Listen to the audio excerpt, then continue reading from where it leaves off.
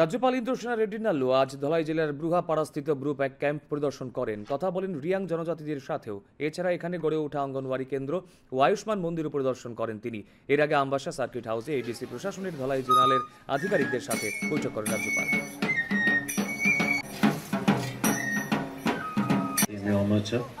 and other dignitaries.